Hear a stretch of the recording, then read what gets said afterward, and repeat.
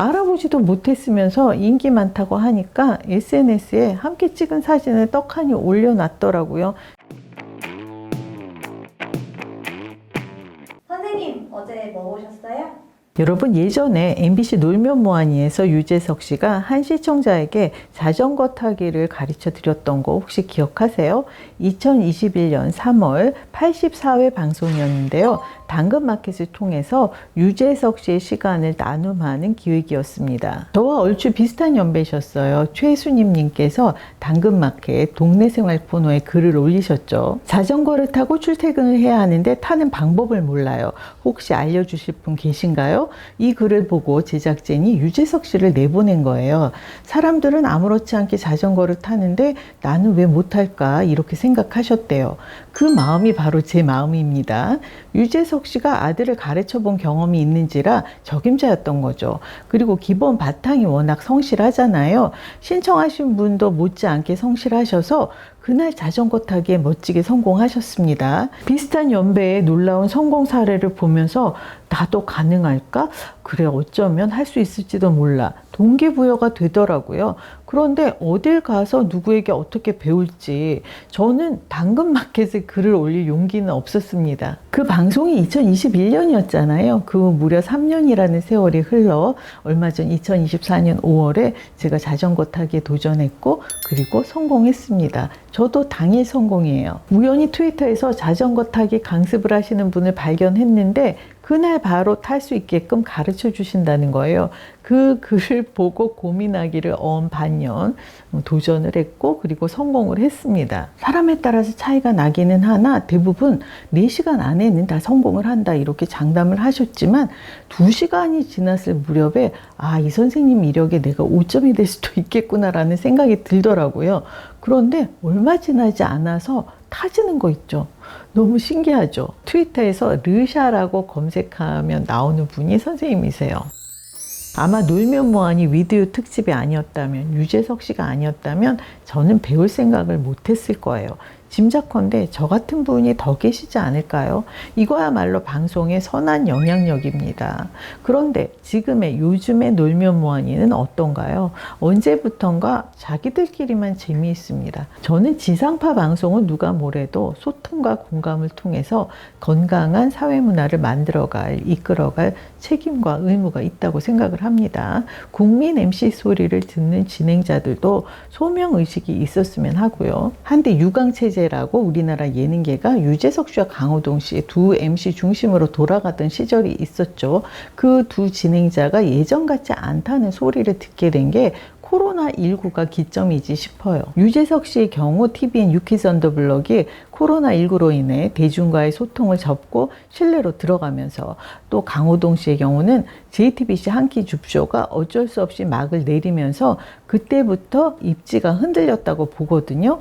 이들의 장기는 대중과의 소통인데 그때 진가가 발휘되는데 그 잘하는 걸 안 하게 된 거죠. 자이든 타이든 요즘은 대중과는 거리를 둔 채 늘 그나물의 그 밥들과 지지고 볶기나 하잖아요. 사실 대중과 소통한다는 게 제작진 입장에서는 반가운 작업이 아니에요. 일단 품이 많이 들고 또 뭐 아니면 도잖아요. 쓸만한 그림이, 재미있는 그림이 나온다는 보장이 없죠. 반면에 예능인들은 기본은 하는지라 모험을 못하고 쓴 사람 또 쓰고 하는 겁니다. 지겹다는 지적을 받을지언정 적어도 망하지는 않을 테니까. 모처럼 유재석 씨가 소통을 시작했습니다. SBS 화요일 밤에 방송되는 틈만 나면 유재석 씨와 배우 유연석 씨가 팀을 이뤄 누군가의 틈새 시간에 찾아가 이야기를 들어드리고 그리고 선물도 드리는 그런 기획이에요. 거리에서의 토크, 게임, 상품 이런 요소들 때문에 기시감이 든다는 지적이 있습니다. 그런데 유키즈 언더블럭이 더 이상 거리로 나갈 생각이 없어 보이는 마당에 다른 누군가가 소통을 하러 거리에 나가면 좀 어떻습니까? 비슷하면 또 어때요? 어차피 유키즈 언더블럭도 MBC 무한도전 서울 구경과 비슷한 구성인걸요. 8부작인데 현재 4회까지 방송이 됐습니다. 이광수, 조정석, 아이브의 안유진 씨, 안보현 씨가 차례차례 초대 손님으로 나왔고 다음 주 5회는 김연경 선수가 나온다고 해요.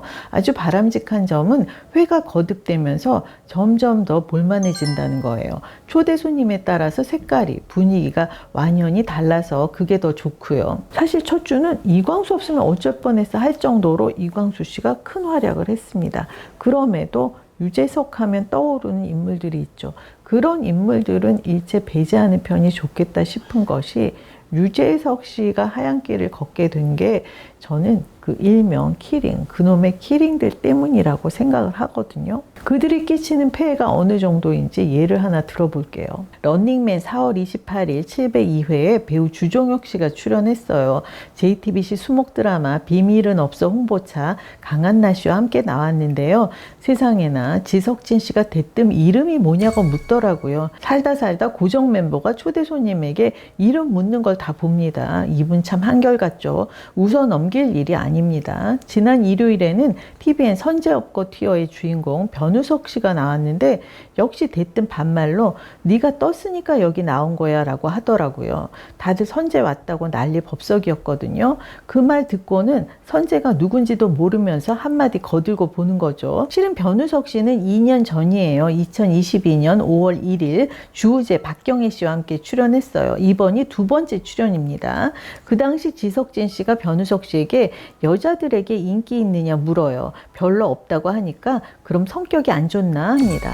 늘 같은 패턴의 진부함, 무례함. 그래 놓고는 기억을 못하는 거예요. 알아보지도 못했으면서 인기 많다고 하니까 SNS에 함께 찍은 사진을 떡하니 올려놨더라고요. 제가 그럴 것 같아서 찾아봤어요. 아니나 다를까 이렇게 노력 없이 숟가락 얹는 키링들을 정리하지 않는 한 오르막길이 다시 열리기 쉽지 않습니다. 어제 틈만 나면 사화에 초대된 안보현 씨를 보면서 변우석 씨도 런닝맨 말고 차라리 틈만 나면에 나오지 그랬어야 했네요. 유연석 씨가 런닝맨 멤버들보다는 변우석 씨의 매력을 훨씬 더 잘 끄집어냈을 테니까요. 8부작 세팅이 다 된 상태에서 시작을 했겠지? 이미 다 촬영을 했을까 마쳤을까 했는데요. 4화 방송을 보니까 그 미술학원 하시는 출연자 있었잖아요. 그분이 1화를 보시고 출연 신청을 했다고 하더라고요. 변우석 씨가 런닝맨에 출연해서 섭외가 여의치 않다면 김혜윤 씨는 어떨까요? 김혜윤 씨의 열정 누구에게도 뒤지지 않을 텐데요. 그리고 또 지난 겨울 크리스마스 특집에 출연한 아이돌 그룹 투마로우 바이 투게더. 예능에서 그날 처음 봤는데 개성 넘치고 저마다 색깔이 다르고 여느 아이돌과 차별되는 점이 분명히 있었습니다. 무엇보다 유재석 씨와 합이 아주 좋았어요. 멤버 중에 한 분을 틈만 나면 초대하면 좋지 싶어요. 이왕이면 안유진 씨처럼 광기 어린 열정 있는 분으로 안 되나요? 4회 첫 번째 사연의 주인공이 망원동 한강공원 서울암 해설자세요. 전 해군 대령 이혜정 씨, 안보현 씨는 서울암이 생겼을 때 지나가다 보고는 혹시 전시 상황인가 했다고 합니다. 한강에 왜 군함이 있는 건지 하시는 분들도 계실 텐데 틈만 나면이 소개해줘서 좋았습니다. 틈만 나면의 최대 강점은 출연자들이 대충이 없다는 거예요. 지금까지는 그랬습니다. 5회 김연경 씨도 승부욕이 장난이 아닐 테니까 역시나 그렇겠죠. 사연자들에게 선물을 드리기 위해서 몸을 사리지 않고 게임에 임하더라고요. 성공하면 마치 자기 일처럼 기뻐하고요. 유연석 씨는 제작진의 오판을 잡아내 승부를 뒤집기도 했어요.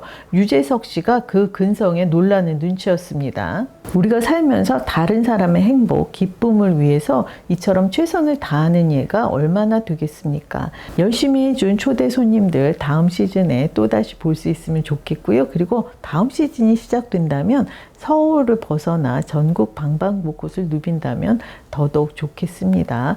꼭 다시 돌아와 주세요. 기다릴게요. 그리고 마지막 부탁의 말씀.